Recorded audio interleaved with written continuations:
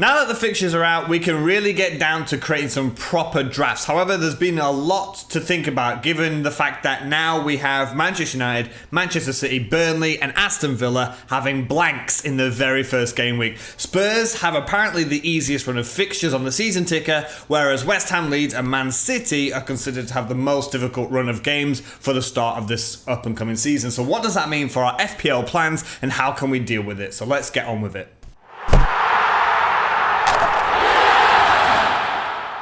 Let's take a look at a season fixture ticker. So that's when we put all the fixtures into order and kind of give them a difficulty rating. This one is from fantasyfootball247.co.uk. They're not from sponsorships or anything like that. It's just one that I found online. So that first big thing that we're going to face, the first big issue of the season is, of course, no Manchester United, no City. So from your initial first drafts, you've probably, or most players I believe, will have taken all those players out and just shifted over to Arsenal, Liverpool, Chelsea and Spurs, because on the fixture ticker they have the easier fixtures and that's where the potential premium other players are. So at the start of the season we had Kevin De Bruyne, Sterling, Aubameyang, Salah, Mane and etc. But now United aren't playing and City aren't playing. We've kind of narrowed into Salah, Mane, Aubameyang, Werner, Kane and Son. So I think that's where most people are going to be going. But of course you and everyone else, they're going to want to get City players in. They're going to want to get United players in. So I've identified three potential ways in which I think people are going to deal with this problem. So the first one is the early wildcard. I think a lot of managers will go heavy on Liverpool, Chelsea, Spurs and Aubameyang. I'm not going to say Arsenal. Some might put the likes of Tierney in there, but really it's Aubameyang that everyone's looking for from Arsenal. So for the first couple of game weeks, they'll just plan around those players, and then from game week 3 or 4, they'll smash out that early wild card. So in the past, I have personally used a very early wild card, usually game week 3, game week 4, because I feel that's when we get an idea of sort of who's becoming more nailed on. But remember, the earlier that you play that wild card, the less data you've got to analyze from. So if you can hold your wild card off for 8 to 10 game weeks, you've got 8 to 10 games of data to look at with XG and XA and all the kind of facts and stats that you want to look at, rather than 2 or 3 games if you're using a game week 2 or game week 3 wildcard. So I'll personally be trying to hold my wildcard for as long as possible, but I know a lot of managers out there will probably just prepare for the first sort of 3 weeks and then they'll play the wildcard to make sure that, you know, they might want 2 United, 2 Liverpool, 2 City players in there. The second one, I think a lot of managers will just take hits. So for the first 2 to 3 game weeks, I think people will take -4s or -8s every week for the first sort of 3 or 4 game weeks, just so they have a sufficient number of City and United players. Again, I'm not going to be trying to do this. One of my things this year is going to be taking fewer hits, because I've mentioned this on my FPL tips videos and my first video of the season, that the top managers, all at the top of all time, the common thing is they take fewer hits. Now, there are very popular FPL managers that take a huge amount of hits and get very varying amounts of success, but are quite successful. But the staple, if you take the top 10 managers, you know, 8 or 9 of those top managers rarely take hits. So again, this is not a suggestion that I'm going to be saying. The third option is, and it's the most difficult one, and it's the one that I'm going to try and do, it's be patient and slowly bring players in. Now, even though it's a killer watching FPL and football and having a look at United, you know, Fernandes, Martial, Rashford, Greenwood, and then you're looking at Man City with Kevin De Bruyne, Mahrez, Sterling, Jesus, they're playing and you don't have any of them because you didn't have them in your first game week side. But remember that your players can score points too. So yeah, you might not have Sterling, but you've got Aubameyang. Or you might not have Kevin De Bruyne, but you've got Salah. So just have a little bit of trust and faith in your well-prepared side, rather than smashing out an early wildcard or taking a lot of early hits. Now, remember as well, you can't have them all. So yes, don't be taking a hit. Like when people took a hit to take out Salah last season when he banged against Brighton, just to bring in another premium. If these are premium players for a reason, so if you're going to take a hit to take out Salah to go to Sterling, I don't personally think that's the best move. But if you can just show a bit of patience and slowly bring these players into your side, I think that's the way to go. Now, Manchester City's starting game week 2, but it's not the easiest fixture. They've got Wolves away from home. However, and then they've got Leicester in game week 3. However, Manchester United start their game week 2 against Crystal Palace, who after Project Restart, for the last sort of 8 games of the season, they were in relegation form and they look in a lot of trouble. So my personal plan would be, if Sancho doesn't sign for Manchester United, I think Greenwood will still be a starter, would be to bring Greenwood in for that second game week. And then for the third game week to bring in Man City player and then just sort of build from there. But again, I don't think I'm going to be in a huge rush to bring in Manchester City for those first 2 games because they've got Wolves and Leicester. Both very good. And if I'm looking and I've got Aubameyang and I've got Salah with 2 good early fixtures, I don't think I have to rush in Manchester City. But by game week 4... I'll have probably taken out Aubameyang and gone over to Kevin De Bruyne or Raheem Sterling. And then from game week 4, game week 5, I'll know what the rest of my squad, the form that they are in, how many minutes they're playing, how is their team doing, and then I'll be able to make future transfer decisions and even a wildcard decision by that point. So just don't rush in with lots of hits early on at the start of the season, and don't pigeonhole yourself now into definitely using a wildcard in game week 3 or game week 4.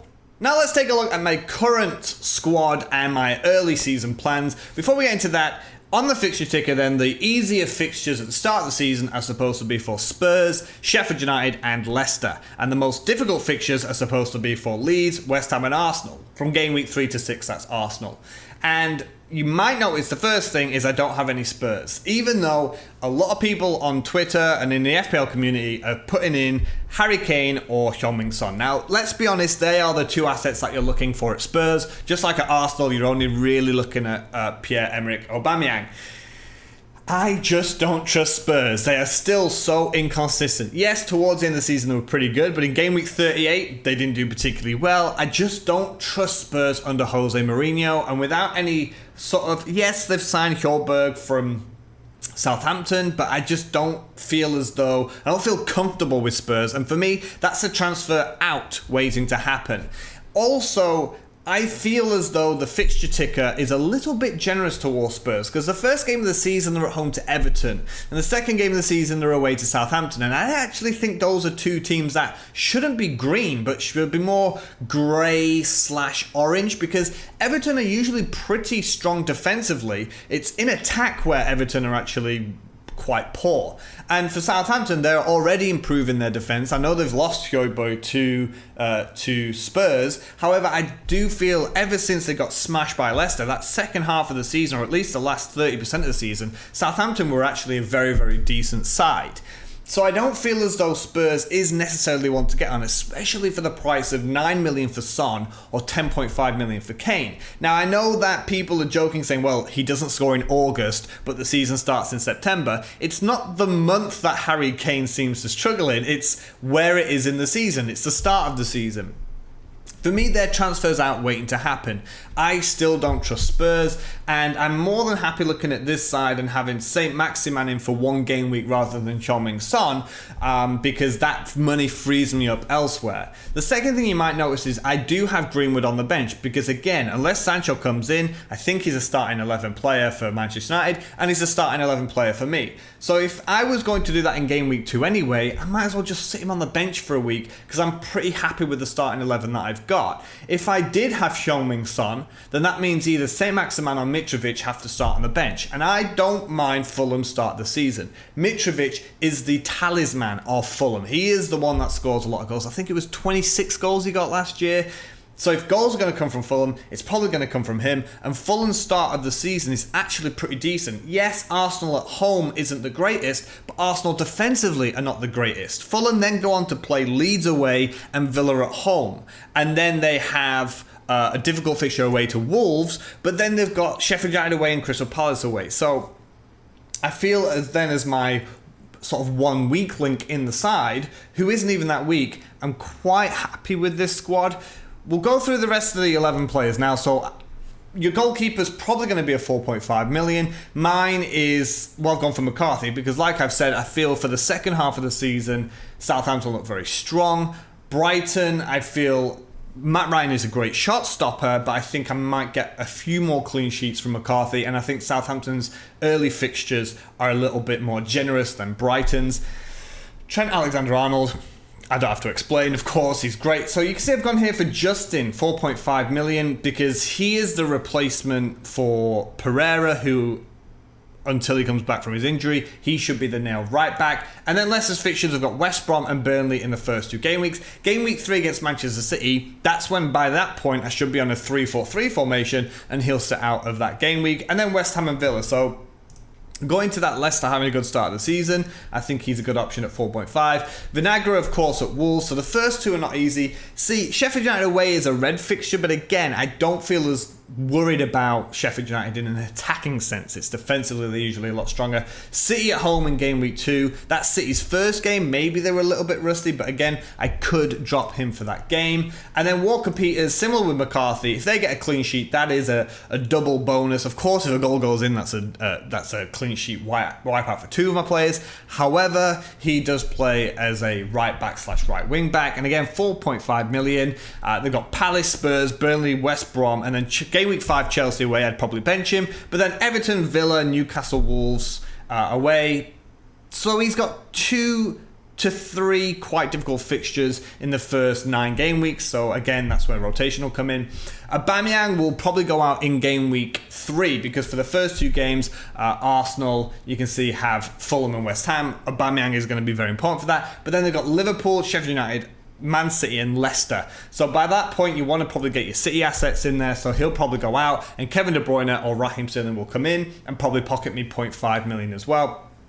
Salah is probably in this for the long term, not just because you can see the fixtures are quite good there for Liverpool, but also the fact that 2 out of the last 3 seasons, he's been the top goal scorer. He's going to be in or thereabouts. And you can see he's rated number 2 after Kevin De Bruyne in the ICT index. And Saint Maximin here. So I think it's a bit mean for the wing league because again, if something creative is going to come from Newcastle, it's going to be from ASM. But the first 2 game weeks, you can see West Ham and Brighton, and then it's Spurs away. Burnley at home, I think, is a decent fixture. United's not that good. But then from game week 7 down to game week 14, that's decent. For 5.5 million, if he starts the season quite well, he could be extremely good value. Mitrovic, I've already talked about before. Yes, Arsenal at home is not the greatest fixture, but Arsenal are not great defensively. But then Leeds, Villa, Wolves away and Sheffield United away aren't great, but then Palace, West Brom, West Ham, Everton, these are teams, maybe not so much Everton, but for a 6 million striker, by that point, I'll know he's in good form and I'll keep him, or I'll push him down to a 4.5 million striker and use that money to go 3-5-2. And move Basuma up to maybe Phil Foden, something like that, or maybe even Ziyech. Werner, now, I actually could start the season with Ziyech and Harry Kane, or Heung-min Son and Werner. I could actually start the season this way. Now, all this is going to come down to, the thing that's going to finalise my team is, of course, looking at the preseason, because I mentioned this in my other video. We don't know how Werner and Ziyech are going to be used. Now, if Ziyech is getting used as a right winger, then I think he's great value. But if he's getting pushed back into that midfield 3 and being creative back there, I don't think he's going to be worth it. I think similar to Werner, if Werner's down the middle in that front 3, I think he's more valuable. But if actually Frank Lampard decides to play him on the left or right wing, I don't feel as though 9.5 million is going to be the right way to go. And then I'll probably go for Ziyech and for Harry Kane. But right now, he's in. Again, we're just going to have to wait. The last thing that we're waiting for really now are pre-season friendlies, just to have an idea of how these teams are going to line up. And then last but not least, someone who I understand people are going to leave him out of their sides for the first 2 fixtures and maybe even go for Danny Ings or save the money and go really cheap, or use Raul Jimenez to go up to Harry Kane and find 2 million from somewhere else. But for me, he's almost fixture proof. He is the talisman. He is the key for Wolverhampton Wanderers. Unless they go out there, even if they go out there and sign their top striker, I feel that player will come in and play alongside Raul Jimenez. He's had 2 solid seasons as a striker for Wolves. Yes, he's probably not going to go out there and get you a lot of 20-point weeks. But if you have a player that 2 out of every 3 game weeks gets a goal, or 2 out of every 4 weeks gets a goal, I do feel that he is worth it.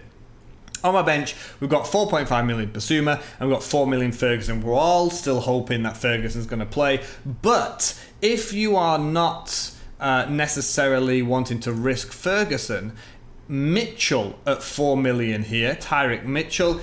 it looks as though Van Aanholt is going to miss the start of the season, and that will mean that Mitchell will, unless they go out and sign a left back, he will actually start the season. So if you're not, again, wait for preseason friendlies, but if it looks like Ferguson's not going to start, then I'll probably switch to Mitchell because he will very, very likely start the season ahead of PVA. As for my early season transfer plans, after that game week 1, I don't have to make any transfers because Greenwood will come off the bench for Vinagre, who is against Man City in game week 2. So then I'm looking at Justin, Alexander-Arnold, Walker-Peters as my back 3, Aubameyang, Salah, Greenwood, Maximan as my midfield 4, and then Werner, Mitrovic and Jimenez as my front 3, into a 3-4-3. So that means I'm going into game week 3 with 2 free transfers, and I'm only still planning on using one of them, and that will be from Aubameyang to De Bruyne or Sterling. Now, I have 1 million in the bank right now. At the moment, Sterling and Kevin De Bruyne are 0.5 million cheaper, but by game week 3, I imagine that they've gone up quite a little bit. But I don't think they're going to go up by 1.5 million. I don't think they can in that short space of time. So I still will be looking at about 1.3 to 1.5 million left in the bank. And then I can move on from game week 4 onwards to see where I want to go with that money. Do I maybe Greenwood gets dropped, maybe Man United don't start strongly, so I can go from Greenwood up to Ziyech if Chelsea are having a good start to the season. Maybe Werner isn't really getting used to the Premier League and I can put him up to Harry Kane if I want to because I've got that money in the bank. So again, this is the way I'm going to start the season so far, unless we see something else in pre-season. So that's going to be it for today's video, guys. I hope you enjoyed it. Let me know in the comments below what your start of season squads are looking like. Do you think I'm wrong to bench Greenwood? Do you think I should just put in Heung-min Son or Harry Kane? Am I crazy to go without Spurs? Let me know your thoughts and opinions in the comments below. Above is my video on the top tips, usual strategies and plans for FPL. And if you could subscribe over there, that would be awesome as well. Please leave a like, and as always, have a good one.